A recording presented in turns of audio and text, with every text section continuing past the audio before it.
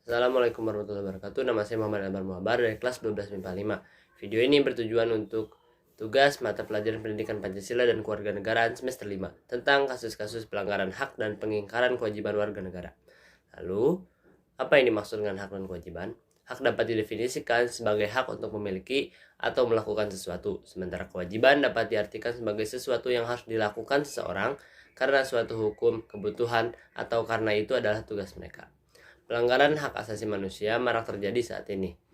Menurut Undang-Undang Nomor 26 tahun 2000 tentang Pengadilan HAM, pelanggaran HAM adalah setiap perbuatan individu atau kelompok, baik disengaja, tidak disengaja, atau kelalaian yang secara hukum mengurangi, menghalangi, membatasi, dan atau mencabut hak asasi manusia yang dijamin undang-undang.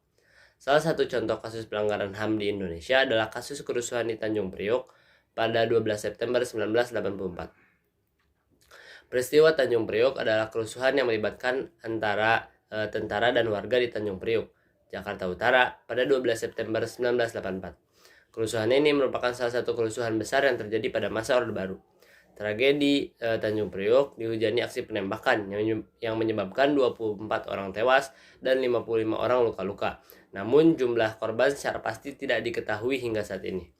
Kerusuhan tersebut berawal dari cekcok antara Babinsa dengan warga. Saat itu Babinsa meminta warga untuk mencopot spanduk dan brosur yang tidak bernapaskan Pancasila. Ketika itu, pemerintah Orde Baru sangat melarang paham-paham anti Pancasila. Selang 2 hari, spanduk itu tidak juga dicopot oleh warga. Kemudian petugas Babinsa, Sersan 1 Hermanu, lantas mencopot spanduk itu sendiri.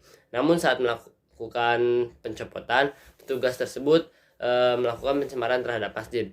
Petugas tersebut tidak melepas alas kaki saat masuk ke dalam masjid Baitul Makmur.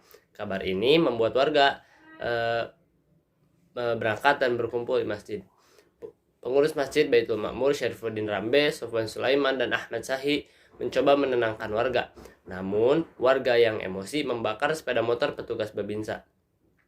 Alhasil, Syarifuddin, Sofwan, Ahmad, dan warga yang diduga membakar motor yakni Muhammad Nur ditangkap aparat.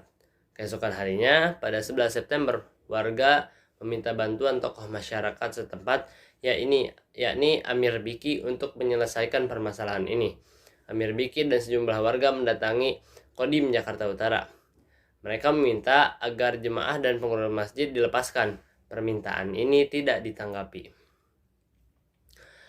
Amir Biki pun mengadakan pertemuan dengan para tokoh muslim se-Jakarta untuk membahas masalah tersebut. Dalam ceramahnya, Amir memberi ultimatum kepada aparat untuk melepaskan keempat jamaah yang ditahan dan segera diantar ke mimbar sebelum pukul 11 waktu Indonesia bagian Barat. Jika tidak dituruti, Amir dan masa akan mendatangi Kodim. Kedatangan masa mendapat adangan aparat militer bersenjata lengkap. Masa pun langsung menuntut pembebasan. Situasi semakin memanas dan aparat pun melancarkan sejumlah beberapa tembakan. Korban jiwa pun berjatuhan. Laporan kontras, jumlah warga disekap dan disiksa oleh aparat. Sementara itu, lokasi penembakan langsung dibersihkan sehingga tak terdapat tanda-tanda kerusuhan. Tuntutan itu tak juga dipenuhi. Amir pun membagi massa menjadi 2 kelompok untuk bergerak menuju Kodim dan Polsek. Setelah penembakan, Pangdam 5 Jakarta Raya Majen TNI Trisutrisno bersama Pangkop Kaptim Jenderal TNI LB Murdani dan Menteri Penerangan Harmoko memberikan pernyataan terkait peristiwa berdarah di Tanjung Priok. Pemerintah Orde Baru menyatakan bahwa peristiwa Tanjung Priok merupakan hasil rekayasa orang-orang yang menggunakan agama untuk kepentingan politik. Namun, menurut kontras, pemaparan jumlah korban yang disampaikan dan kesaksian para saksi berbeda. Setelah kejadian itu berlangsung, banyak yang menyayangkan tindakan dari ABRI. Banyak tanggapan yang muncul bahwa peristiwa ini telah melanggar HAM dan harus segera diselesaikan. Kasus kemudian berlanjut hingga sidang subversi. Sejumlah orang diadili atas tuduhan melawan pemerintahan yang sah. Salah 2 orang yang terdakwa adalah Salim Qodar dijatuhi hukuman 20 tahun penjara dan Tony Ardi 17 tahun 6 bulan penjara. Sekian pemaparan dari saya, kurang lebihnya mohon maaf. Wassalamualaikum warahmatullahi wabarakatuh.